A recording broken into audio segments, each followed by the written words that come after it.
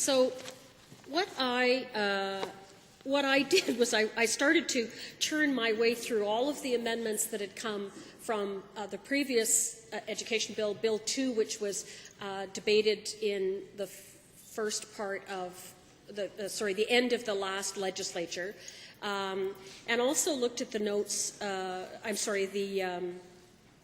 amendments that were brought up this time in response.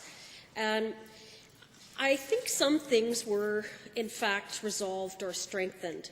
There was an integration of, I think it was an amendment from my colleague from Calgary Buffalo, to recognize that bullying in the school is not just a matter of between children, between school attendees, let me put it that way, but can in fact be between the people in that community, and the wording in the school community was adopted, which I think solved a few problems.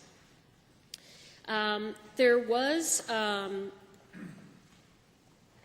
recognition of some of the concerns that had been raised around the charter schools, that there needed to be a clear statement that their business was restricted to that of offering the classes, and in fact that happened.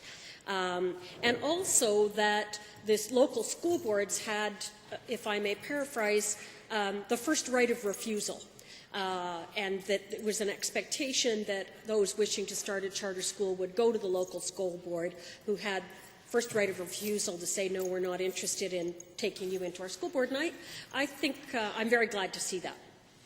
So I think that's another issue that got resolved there.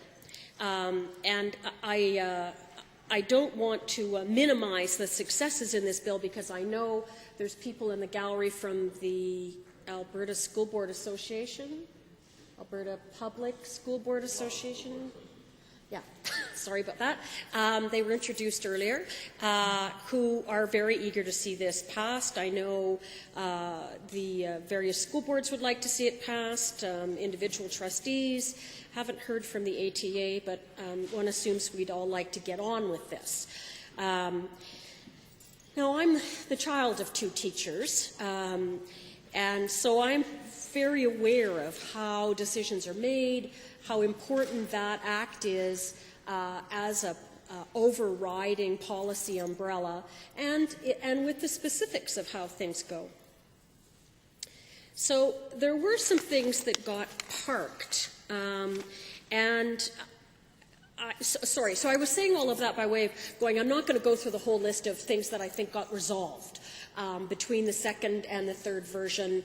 It's a pretty good list. My compliments to the minister for having done that. And I guess if he really feels lonely, I could go through the list. But I think he's aware of the work that he's done, and I don't need to spend any more time on it. The next category I had was the issues that were left on the table or parked is one of the ways you talk about it. And this concerns me because for big acts like this, it takes a long time to get this stuff in front of the legislature. For any of you that are listening or watching the live streaming or sitting in the gallery, it took, 10 years at least to get this new act to this point.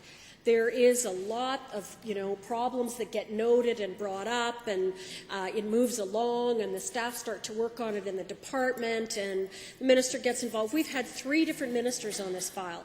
We had the first minister do 2 years' worth of consultation on it. The second minister also did a consultation on it. The third minister just got down to business. So it does take a long time to get legislation here. And I always have to say to myself, okay, you're going to have to live with this for a good 10 years. Can you live with it? Is this as good as we could get the act to be? And are you going to be happy with it? Because it's going to be at least another 10 years before we get it back in front of us, at which point it needs evergreening or reviewing of some kind. And I'm reminded of this because I just had a woman who's very irritated at daylight savings.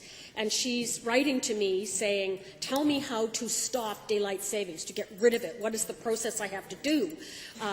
And I said, you know, I'm sorry, you're going to have to go and lobby the government to change the law.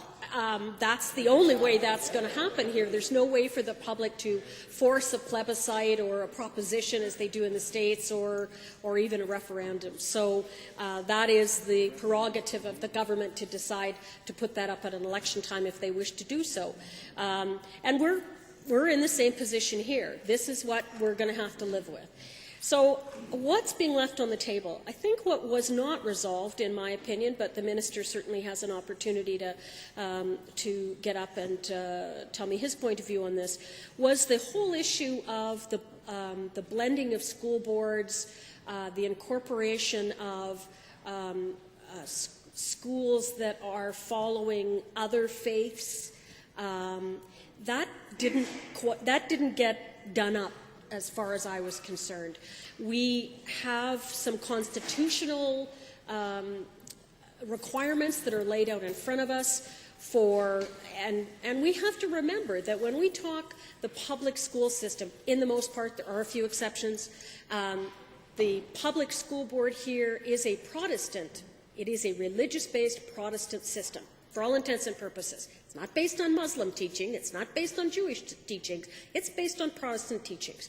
The separate school board, which for the most part, not every time, there are a few exceptions, is based on a Catholic teachings. And it's important for the Catholic school to have their religious items in the school, and that the school follows a particular religious teaching there.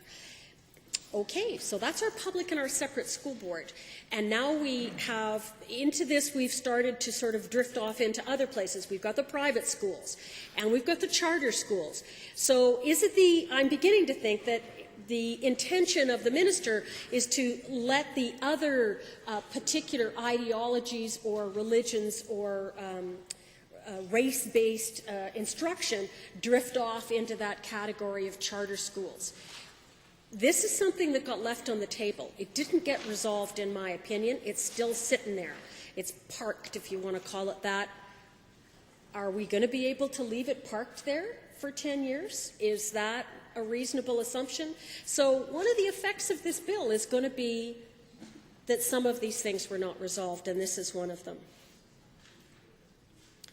The whole concept of school fees was also not resolved. Or it was, let me say, it was maintained. So one of the issues that the Liberal caucus has continued to raise is that it is allowed for schools to charge fees for things that are not just ancillary activities like a school trip or participating in athletic activities. We strongly believe that school fees should not be charged for educational material or for the educational portion. And that issue is still in there. And I believe that it sits in that parking lot of unresolved issues. And the issues that were created for me was the issue around the changes in definitions around Section 16. And that's the break point for me. If I can't have values that I can stand behind and believe in, if I can't serve my constituents, then I shouldn't be here. So despite the fact that I can see merit in what has been proposed as this Education Act, and I've admitted that it's by no means perfect. There is some things that have been left, but I absolutely cannot vote for an act in which discrimination against an identifiable group of people is permitted. I just can't. And what happened here was between version 2 and version 3, language was changed in Section 16. And the original version, the you know what I mean, referred specifically to the Canadian Charter and to the Alberta Human Rights Act. And I don't know which group, but certainly from correspondence I received and newspaper articles I read and members opposite that I spoke to, there seemed to have been a great deal of pressure from people who put themselves out as representing homeschooling people as wanting that reference to the Charter and to the human rights to be removed. And that's my point of no-go. Because to me, it was an unforgivable caving in to pressure, in that it allows, it exposes a group to prejudice, to discrimination. And even though under Section 33(3), which appears on page 42 of the bill, talks about reducing it's around bullying. And I know that some of the members opposite said, oh, come on now, we're still protecting people, go and look at that section. Well, I did. And really, it's in specific reference to bullying between students, and then it refers to a code of conduct for those students, and then it talks about when the school writes that code of conduct, they must have at least one line that refers to the Alberta Human Rights Act. That is not the same as saying that instruction should be given in a way that does not allow discrimination against, and I'm talking specifically about the gay, lesbian, transgendered, bisexual, queer community in Alberta. And that's a community that is important to me. I represent a lot of people in that community. I represent people in your constituents that you don't want to represent. I'll take them all.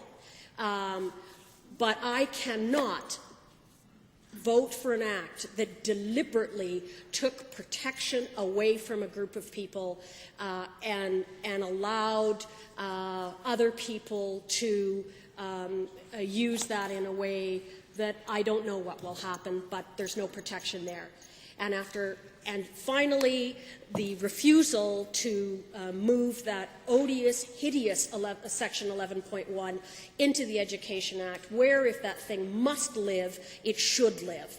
And the refusal of that government to do that, it is regressive, it is nasty, and it is it's just not the modern Alberta that I want to live in. And so I will not be supporting this bill. I didn't support it at any of the other stages, and I most certainly will not be supporting it in third reading. Thank you.